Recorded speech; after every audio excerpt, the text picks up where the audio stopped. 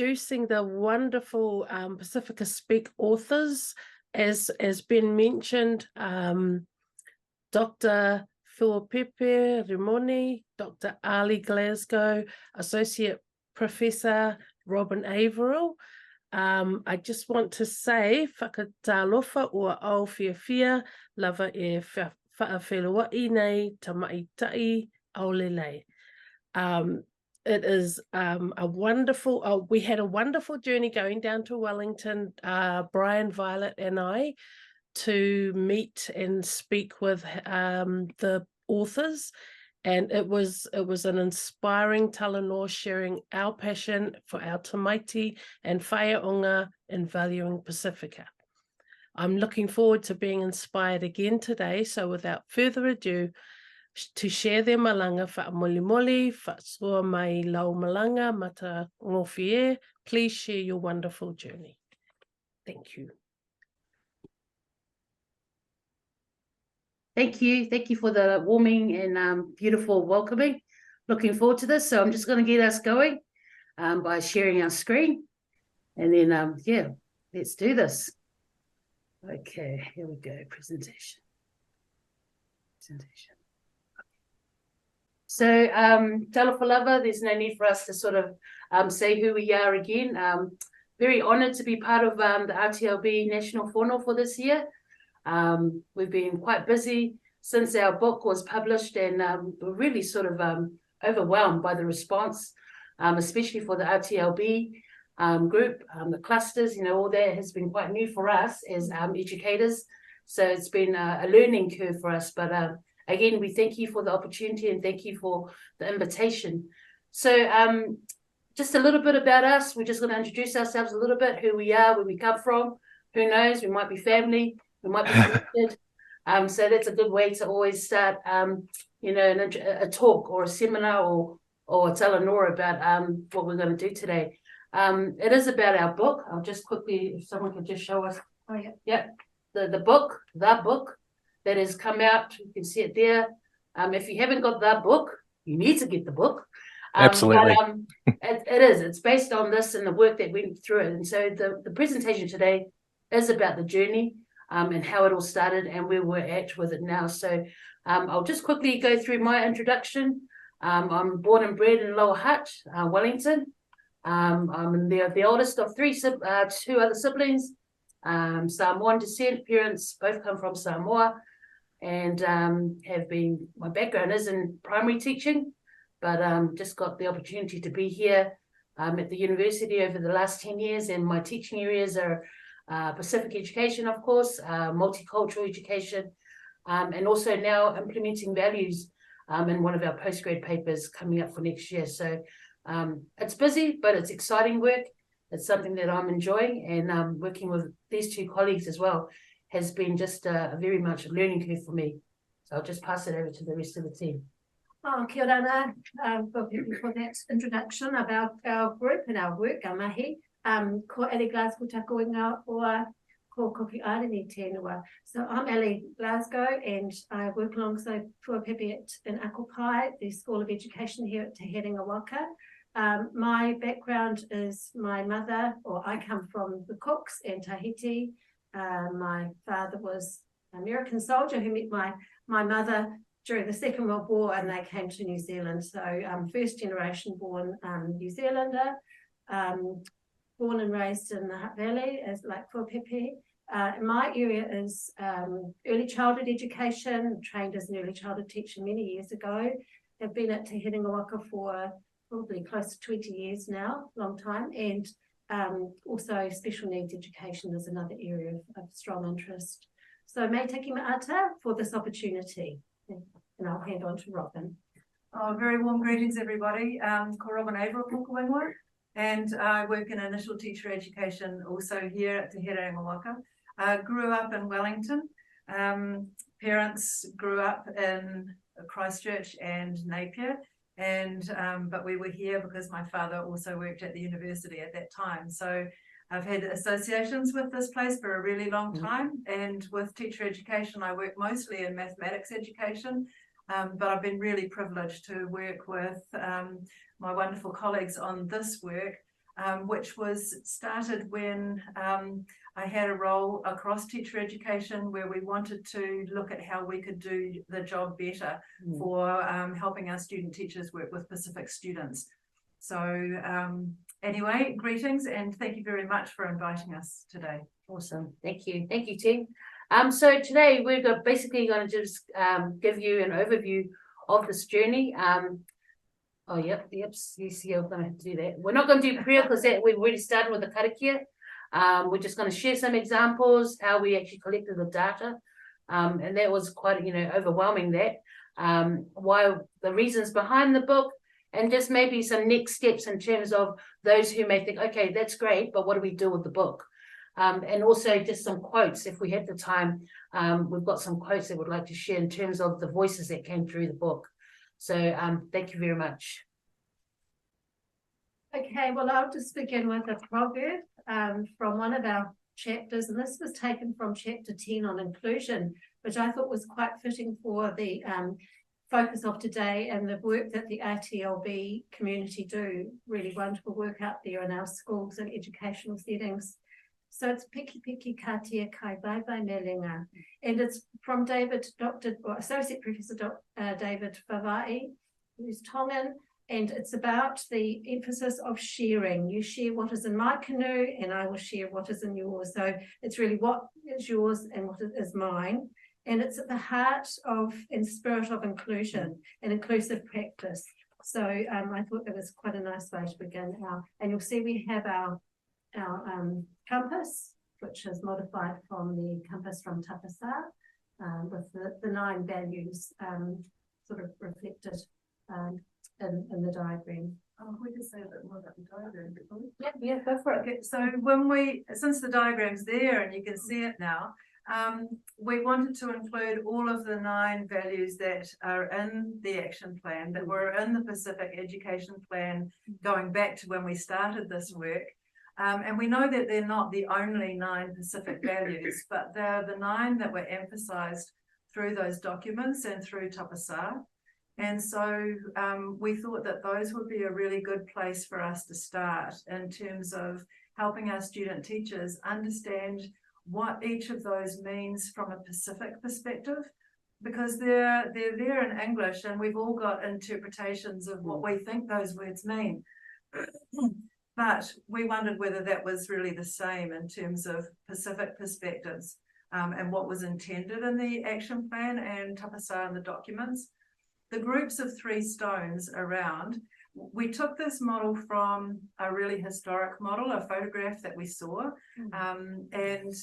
which had stones and sticks, and it was a way of navigating and teaching others how to navigate in their journeys across the Pacific historically. So our groups of 3 stones were to represent the parents, the children, and the teacher as 3 groups working together in relation to each of these values.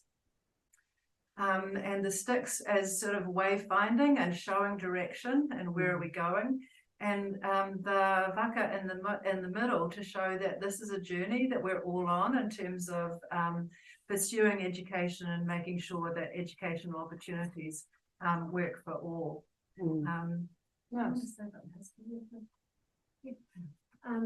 Well, it was based on the history of the actual diagram. Yeah. Well, it's one that was modified from Maupingalong, and I think was looking back to the Hawaiians who looked to revive their navigational journey, their skills, and so they spent time in Satawal, which is in Micronesia, and learning the craft so that they could then pick up the craft and take it through. And they've sailed from Hawaii to Aotearoa and across the Pacific.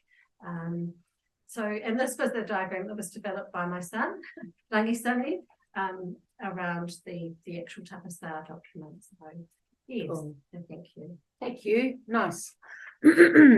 So just a brief overview of the actual study. We started it quite a while ago over coffee. As Robin explained, earlier, it was like she was in a position to have review what was going on in our IT program, and it lacked Pacific. it lacked Pacific knowledge, it lacked understanding our Pacific students. And so that opportunity came up over coffee, having discussions with Robin. And then we kept bugging Ellie, because Ellie was doing a PhD at that time. And we said, okay, we'll let you do your PhD and then you come and join us. So once that was done, she was on board. And I think one of the beauties of this is that we're across all sectors.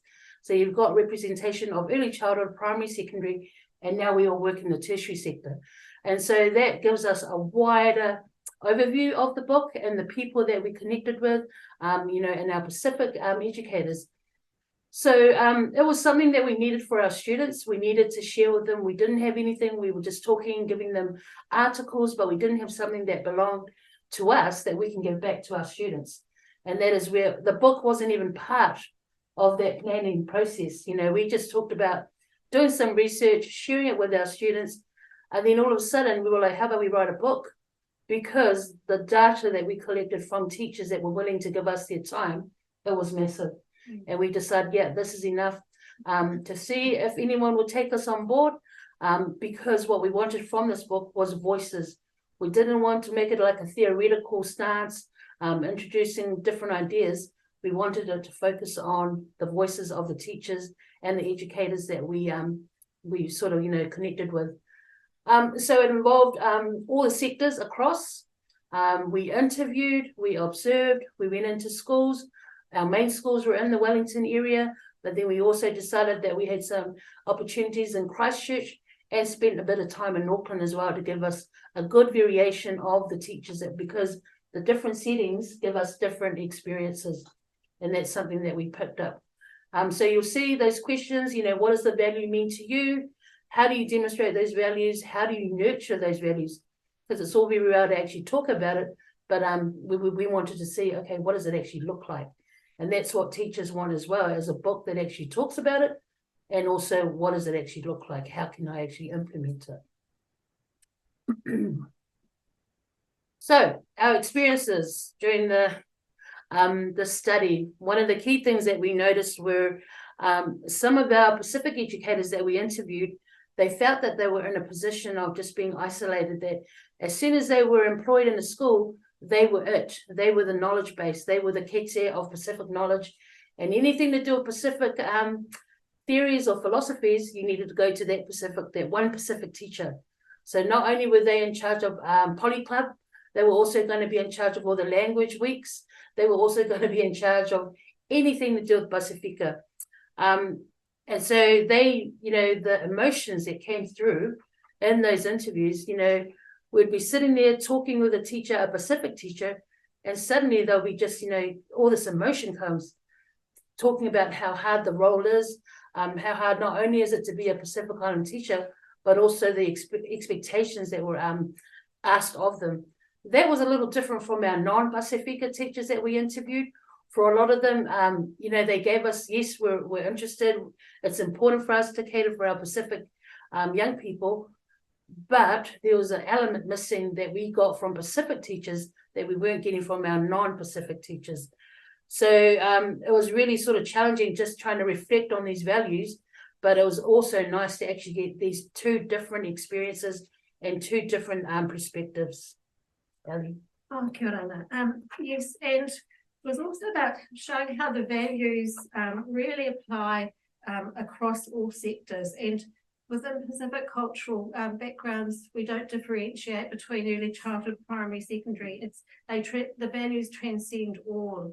So the voices of our teachers, Pacific teachers in early childhood, also reflected some of the values that were voices of our tertiary, our secondary teachers as well. So it was really taking a really holistic cultural perspective. And it was about hoping that we'd achieve a greater understanding of for non-Pacific teachers, so they can help to make a difference, understanding some of these really important aspects. And further, it was our hope that this would help them to build their knowledge into all parts of the education system, and looking at policy and curriculum development and ensuring that there's a Pacific flavour and a voice, and all of these, you know, having an understanding of values can be really important, really crucial in that inclusive space. And looking at also, a lot of my work is in the Pacific language nest space, and looking at them as sort of an exemplar in a way of how they work in very culturally located ways, and the values are just woven through their daily programs in many ways. So looking at the ways that they can support things like the key toru from Tapasā, language, cultural identity, and the way that they, you know, weave those into their daily programs with a value focus. What are some culturally responsive pedagogical approaches that are really important to us as Pacific peoples? And how do we collaborate with our Pacific families? What are some of the key practices around ensuring that they feel safe in these educational spaces? How do we invite them in? What are some of those things that are really important to build their sense of belonging in this place and owning, you know, the educational space? So those were key to us as well in this. Cool. Okay, and so I always want to tell you just a couple of the little stories about experiences during the data gathering that I noticed, in case they're interesting or useful. We're really so very grateful to all of the teachers that enabled us to be in their classrooms and schools, and that spent their time talking with us, and that let us be with their students and children. We're really so privileged to get windows into what was going on.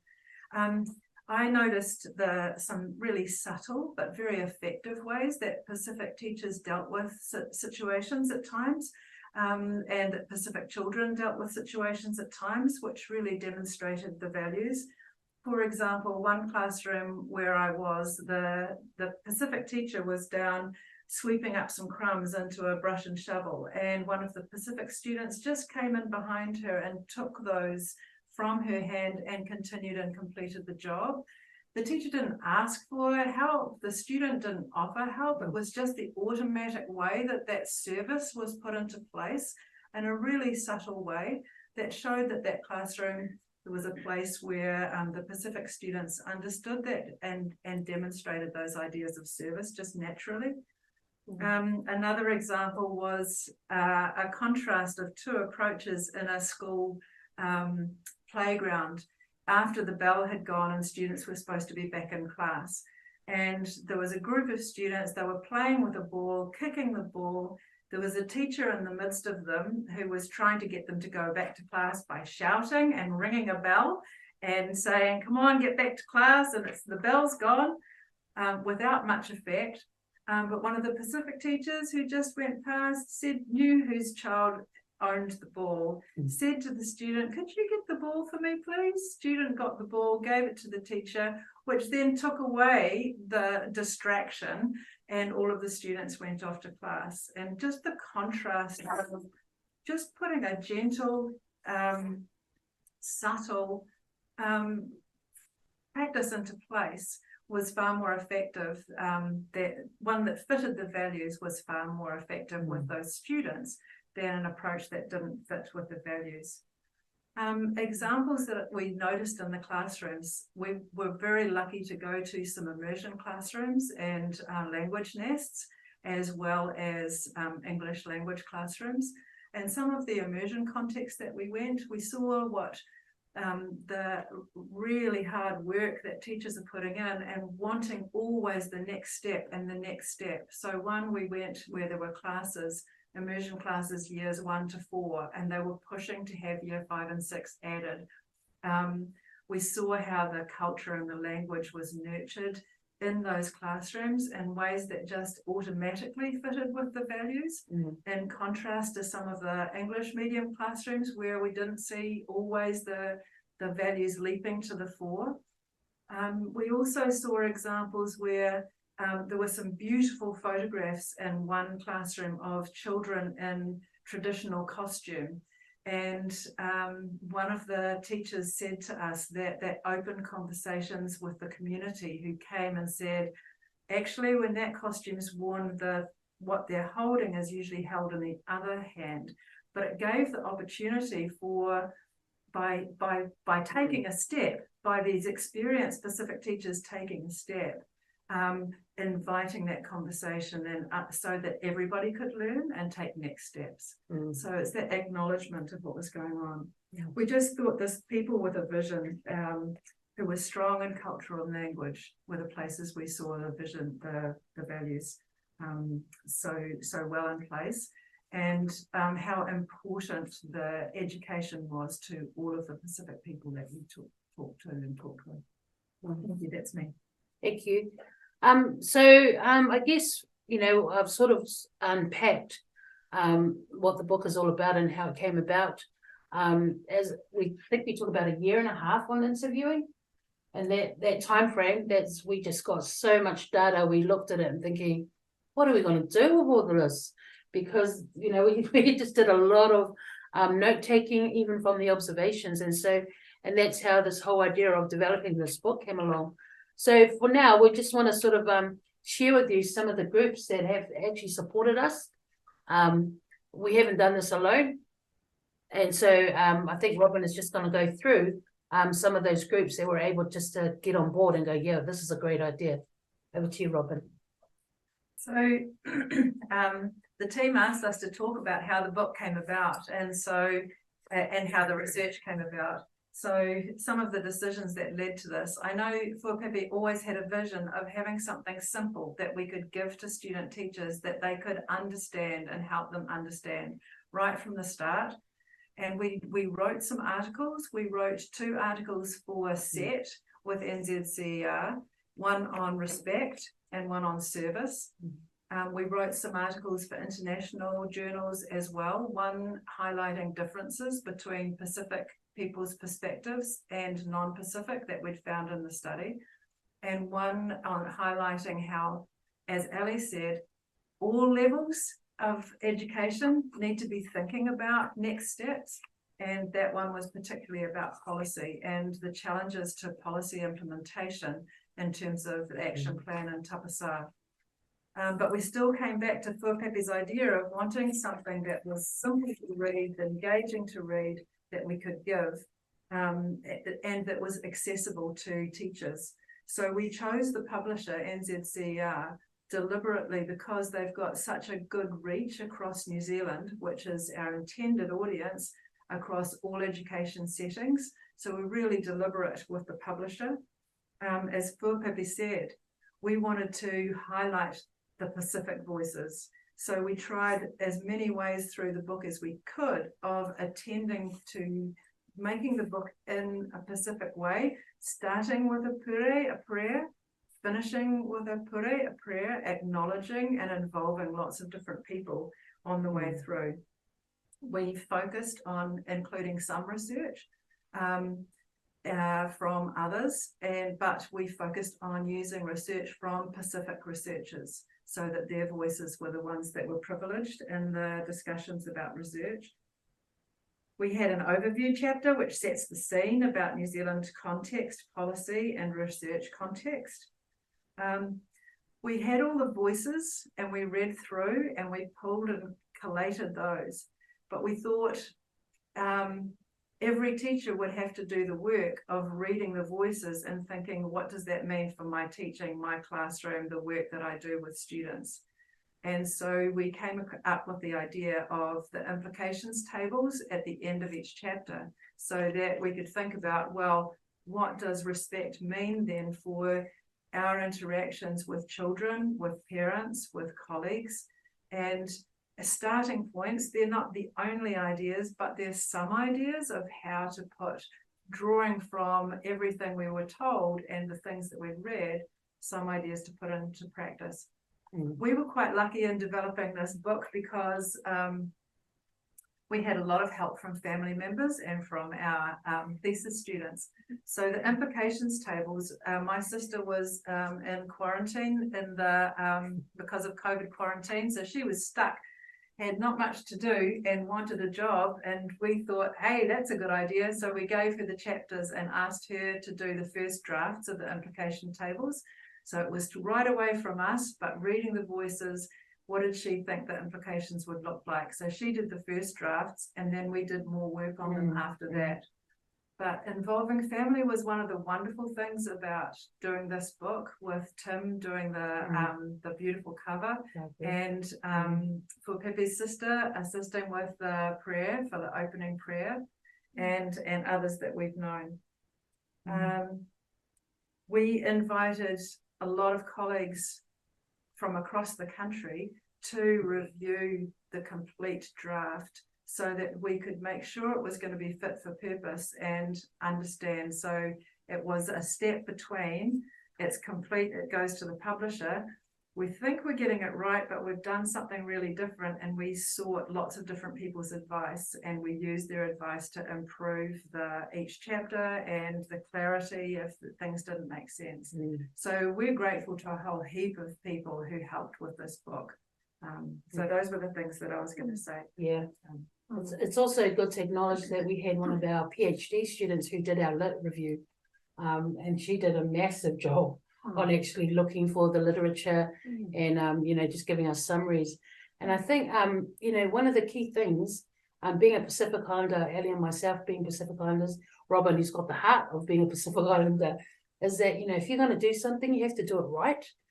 You can't just sort of do something and go, oh yeah, here's a book, but have no meaning behind it. So for us, this book, you know, over the last 2 years, we've realized it has made a difference in some areas for some people in terms of their work. And we're very grateful for that, even the feedback that we get in terms of, oh my goodness, you know, where have you been hiding this sort of tool, resource that can be used? So from there, we need to acknowledge our own university that, you know, gave us a bit of money. As much as we wanted to do it for the love, we needed that, you know, mula to help us get all this sort of the logistics side of things. So grateful to the university, Victoria University, for supporting us over the last 5-6 years in terms of giving us funding, allowing us to travel, allowing us to have writing retreats or seminars, allowing us to do many things. So I'm very grateful for that. And also, if you are familiar with the book, acknowledging our navigators, they were people that provided us with proverbs and their own definitions of what each of those values meant. And they come across New Zealand. They're not just from our own university, they're connected through us, through friendships, through work that we've done with them, people that we've met in other areas. So we're really grateful that because they had to take the time to think of what sort of, you know, proverb or saying would fit with the value that we gave them. They didn't get to choose. We sort of just said, here's your value, you know, have a think about it and see what you came up with. So they sort of fitted really well, as Ellie shared the one that David did for us. So there was a lot of work in terms of incorporating some of our language, our Pacific languages. There were times when we were thinking, oh my gosh, that doesn't sound right. And there were some times we missed some things, but we had to always go back to make sure that if we were going to do this, we had to try and do it as correct as possible in terms of what we say in terms of the different languages, because we wanted to incorporate all the languages, which is hard, especially when you only speak, you know, certain languages. But yeah, we tried our best. And the fact that it does incorporate the prayers in the beginning and at the end, you know, for a lot of us in terms of being in Pacific Island, you know, ways, that's always a big part of us, is actually acknowledging the higher being of giving thanks to God for all the work, the time, the patience, and the passion to do what we're doing. So yeah, just acknowledging some of those key people and key places that have helped us along the way. Yeah, yeah, and I guess what we were really wanting to achieve was, throughout the whole process of developing our research, was that keeping it Pacific, and the title Valuing Our Values is actually us valuing the processes of being Pacific, that shared process, bringing in family members, that collaboration, and really a community focus was so important to us, because that really is at the heart of our work as well. And also honouring the stories that our teachers were telling us. It's heartfelt work, as Fuapepe has described, the emotional response.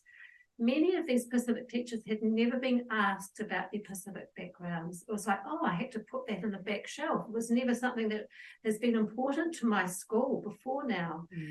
So those sorts of things were really important things to hear from us, and it really made us think about the importance of honouring their work in a really important way. So in terms of maybe even how we ordered the values in the sequence of the chapters, we made deliberate decisions about what we would begin with. And that sense of belonging was a really important one. So that was the one that started us in our chapters.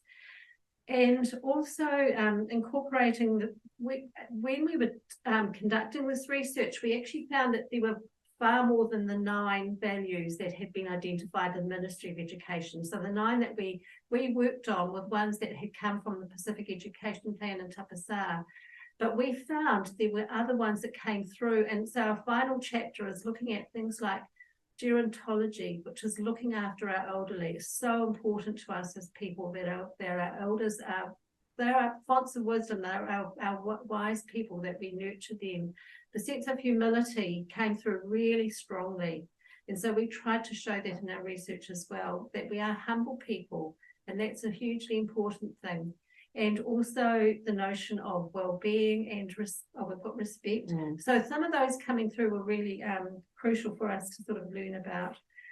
Drawing on my own research background as well as Fuapepe was also important in the development of this. So yeah, lots and lots of things that came through. The next slide. Yeah. So we learned that values are part of the way we live our lives. Teachers don't leave the values at the door. They bring them with them. And we show that in our practice, and the examples that Robin gave before of teachers, how in very subtle ways, and sometimes not so subtle ways, we can bring that into our teaching and into our classrooms. We also note that having for non-Pacific teachers, they need to get some of this stuff. Our Pacific children, we're a growing demographic. So I say to my student teachers who are non-Pacific, you will be teaching our Pacific children. It's important for us for you to get it right and to see where they're coming from so that they have the best educational experience. We can't afford not to have that connection. So it's a huge responsibility that they need to take on as well.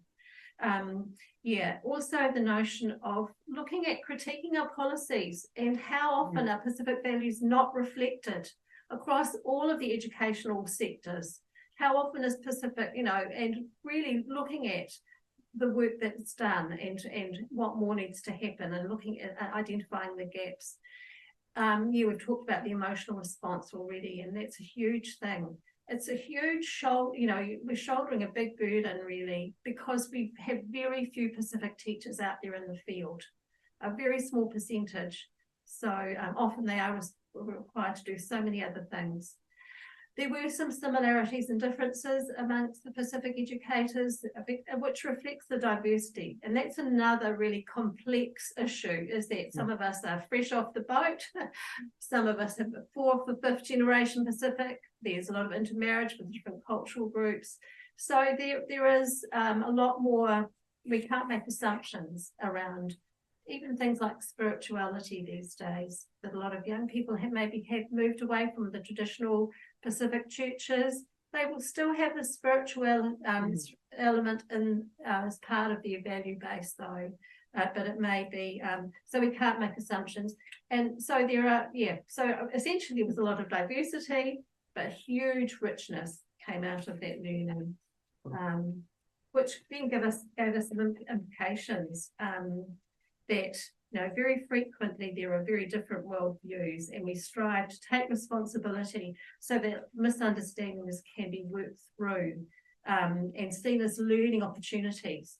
It's almost like they have to understand that this misunderstanding can lead to some really good learning.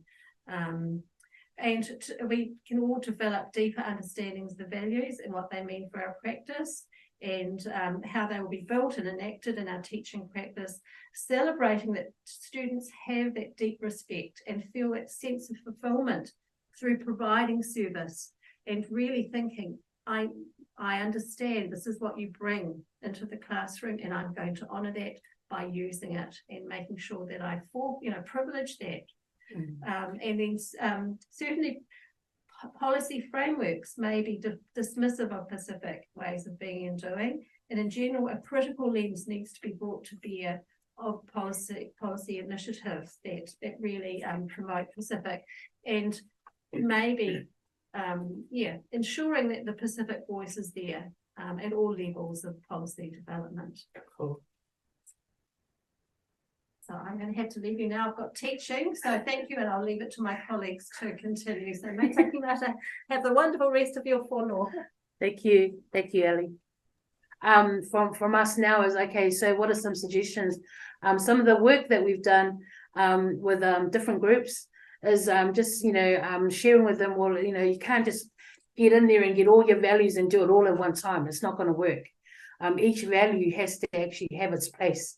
And so focusing on one value at a time, that could actually help the educator or, specializing like yourselves in terms of how does that look like or unpack when working with schools and working with Pacific families, understanding what each one of those values is one at a time. It's developing an understanding of the values. Our book is only one tool or one avenue in terms of understanding those values. But there's a lot out there that actually talks about the values. Like our book has, different references that you can refer to. It is about taking the time to read and then sort of, branching yourself out to understand, but not forgetting your own experiences as a Pacific RTLB worker, that you should actually include that as part of the values that you share with your students or with the families. Being open to rethink about ideas, and actually in schools communicating well with, what do these Pacific values look like and what do they actually mean for us as Pacific Island educators, and how schools can actually improve the way that they sort of address those values. Brian also asked us to sort of think about and share what our next steps might be. So we sort of brainstormed what we might work on next.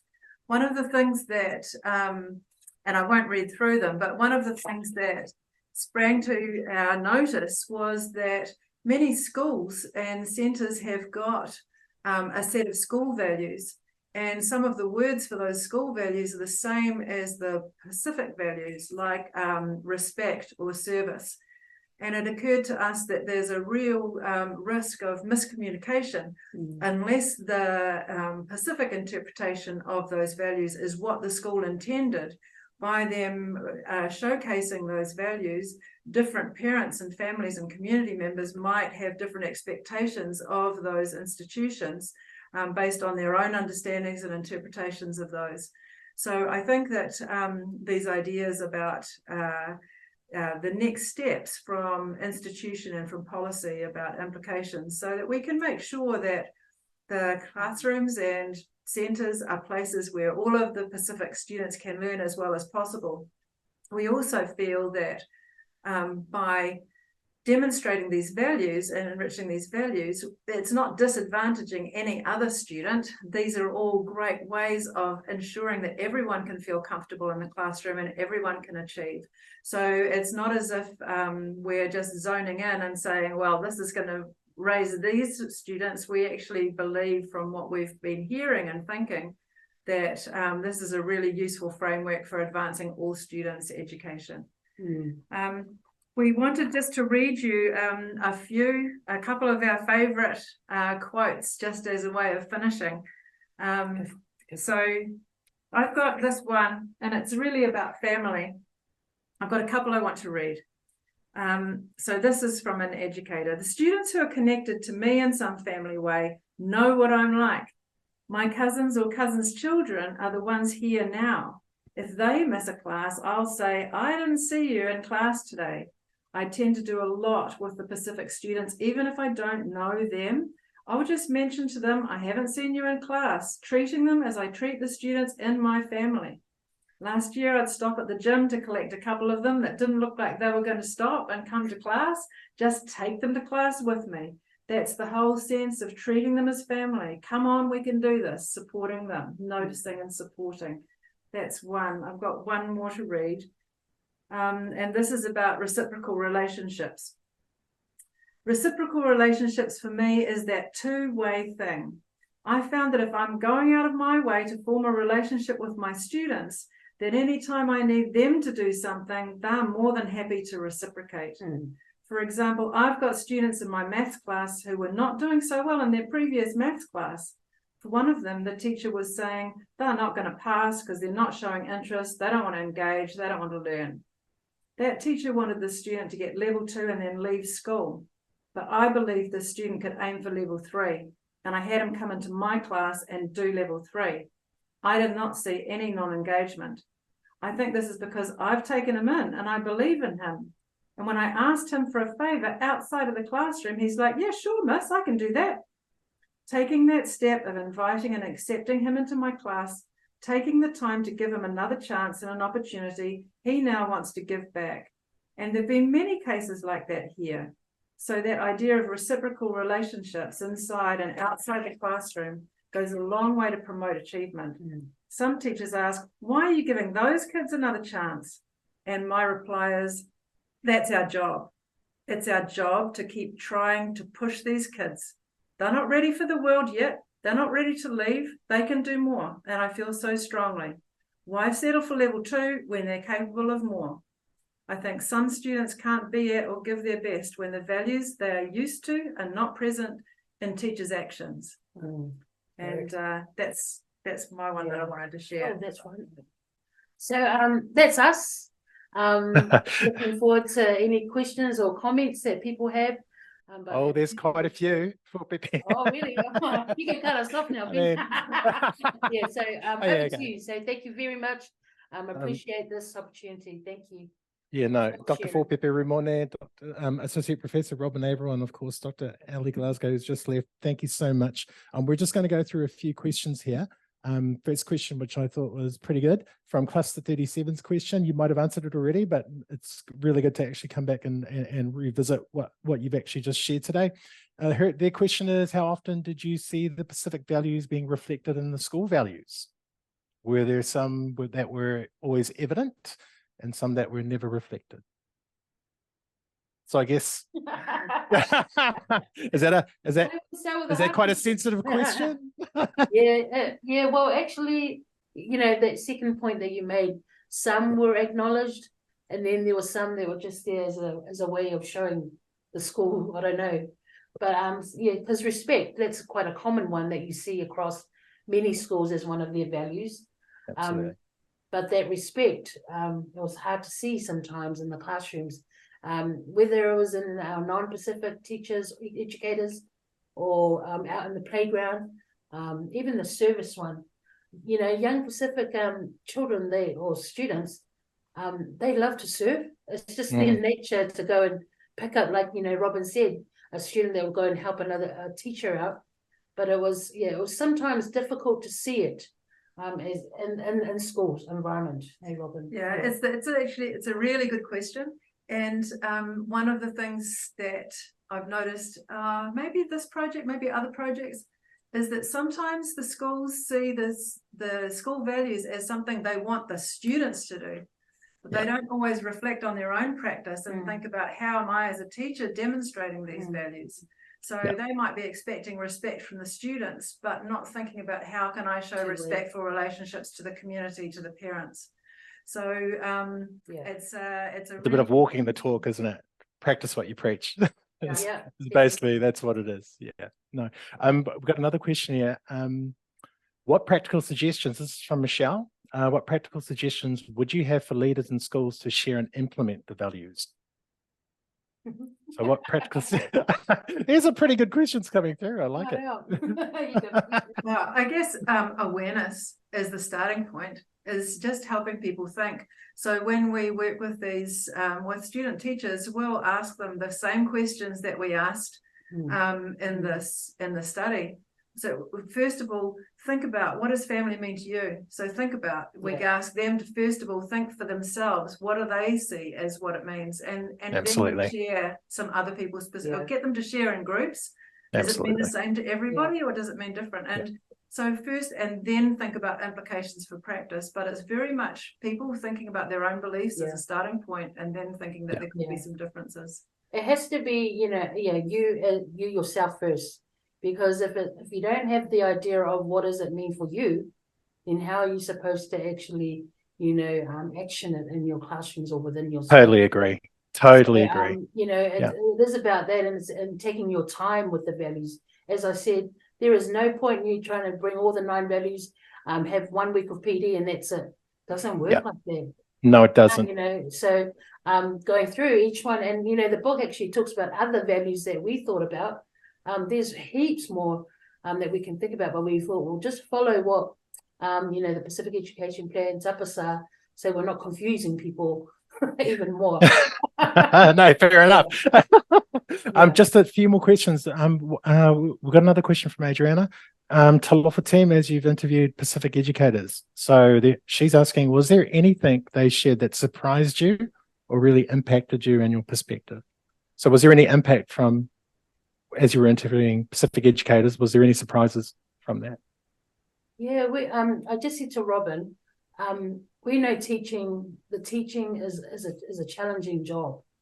But when we had the opportunity to interview in Talanoa with these educators, the emotion, that actually was quite overwhelming, that, when you actually sit down with one-on-one with a teacher, a Pacific teacher, and then you go, oh, talk to us about, and then this whole, the whole body changes. It's like, oh my gosh, no one's ever asked me all of that. We just get on with the job. We do the best that we can.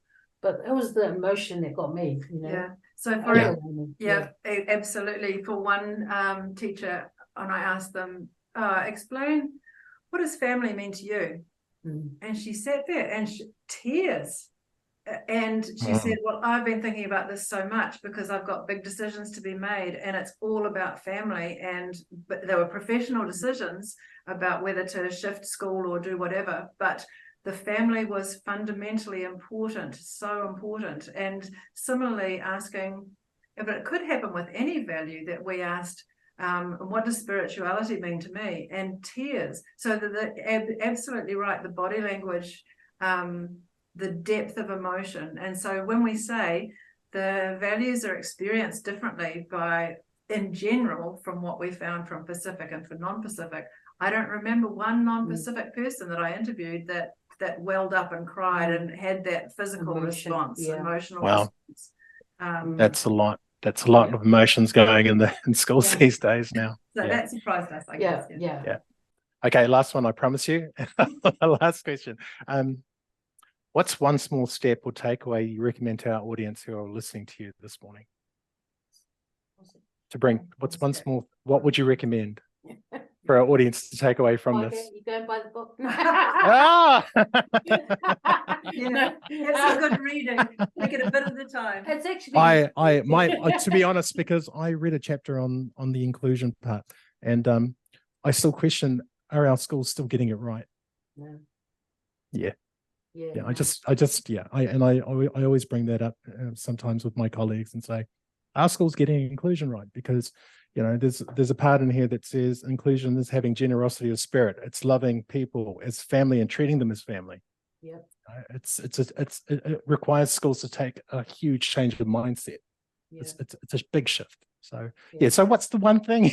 It's one thing. I think that you're absolutely right in terms of, you can take one sentence from the book and be thinking about it for a few days of what would our school look like if everybody was treating everybody as family? What do we need to change, and how could we think about that? So I don't think you can read through the quotes and think I've got it now, but I think that there's power in lots of the different statements, and a different statement for a different context will ring true at the time of thinking, that's how we can make the next difference. So absolutely requires a lot of reflection, small steps and a lot of thinking, and that critical thinking about not accepting the status quo, thinking we can always improve on the status quo. So what's a way to do that? It's that, it's actually starting with yourself, like a moment where you can actually think, what can I do in my role that's going to make a difference to who I work with, who I Talanoa with, the children that I hang out with. So it's really much, if I was to take something away from this, it will be reflecting on my own practice in terms of, okay, here's a book, it's given us some ideas. It's not the only book there, but it's a start to actually reflect on. There's changes that do need to be made through our Pacific education, and I guess it's just reflecting on our own roles in terms of how we can, what needs to change. I think a wise person told me you got to love yourself first before you serve others. Oh yeah. And that was my wife. That's a good one, Ben. That was my wife. Yeah. But Dr. thank you Fuapepe Rimoni. so much for and all strength to the work of the team that have put on today, and all strength to the work of everyone here today. And it's so important, the work that you do. And so thank you for inviting us and for today. Associate Professor Robin Averill, Dr. Fuapepe Rimoni, thank you so much. We're going to finish off with someone who, to show appreciation, we have Kathy will come back, and she'll express her sincerest thanks for all three of you joining us here today. Thank you. It was good as gold, real gold. Thank you. I'm just trying to show you. Here it is. Thank you. I think your sales will go up. Just blown away, ladies. Just reading your book, you just spoke it. It was in here. It's in what you're saying, and it's definitely in all of us who are watching. We're really respectful of all the effort and the data, the research you've put into it, going from where we know they know what they're talking about, the actual source of the educators, the teachers. You know, a lot of policy is put out and it just forgets the teachers who are there every day with the kids. So yeah, whawhitai te lava for that. And also I have to read it because I don't want to miss anything out. So just quickly, whawhitai te lava for your in-depth research from your Pacific Values Compass, respectfully including the Satawal Atoll Star, their ancient navigation systems that link so well with the Pacifica navigation systems, and for demonstrating your respect for including a foreword from Lua Mauvau Dame Winnie Laban, who's done amazing work for moving Pacifica forward. Through your research and heart, you have given us Pacifica peoples a voice, a taonga with which we can move forward with our Pacifica Tamaiti. So whawhitai te lava, and it was so nice to meet you and speak with you in Wellington also. Thank you so You're much. most welcome to come to Wellington. Yeah, I will, and I better have dinner ready for me. Don't worry, Byron will shout. Oh, okay. Thank you very much. Enjoy the rest of Cheers. your Thank day. you. You take Thank you. care. All the best. Thank you.